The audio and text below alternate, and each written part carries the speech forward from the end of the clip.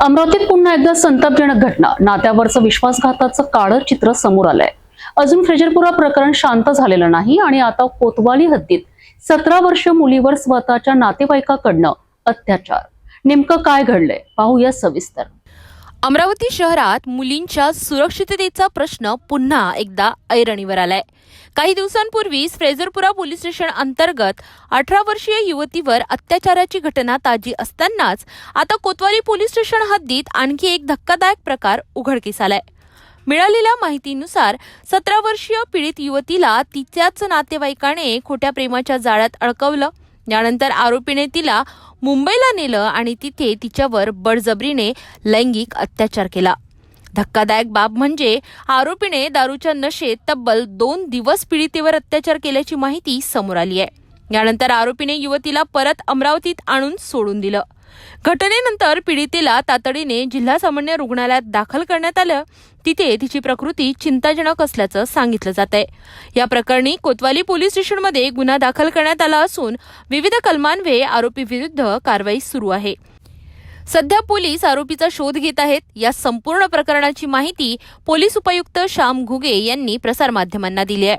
दिनांक 7 एप्रिल रोजी सायंकाळी सिटी कोतवाली पोलीस स्टेशनला एक गुन्हा दाखल झालेला आहे।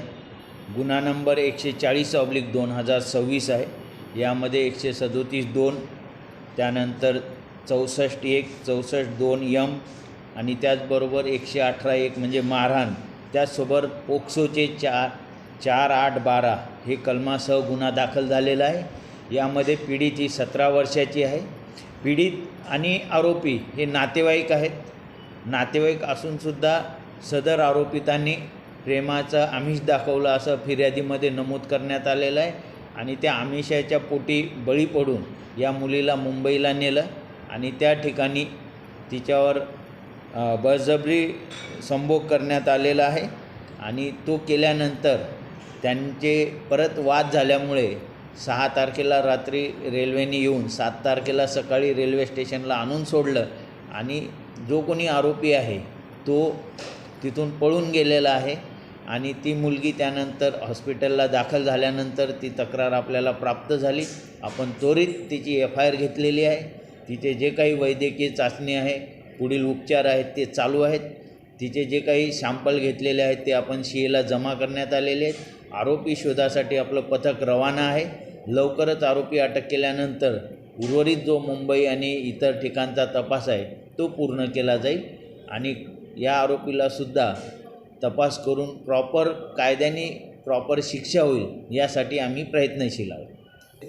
बरोबर आहे, FIRमध्ये ते नमूद केलेलं आहे की मद्य देऊन त्या म्हणजे शारीरिक संबंध पण केलेले आहेत जबरदस्ती आणि मारहाणसुद्धा केलेली आहे। या FIRमधल्या बाबी आहेत।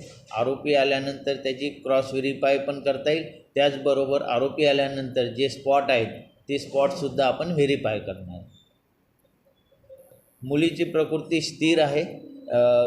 ती 1-2 दिवसात आता व्यवस्थित होईल आणि त्यानंतर तिच्याकडून जो काही आणखी सहकार्य होईल ते सुद्धा आम्ही घेणार आहोत।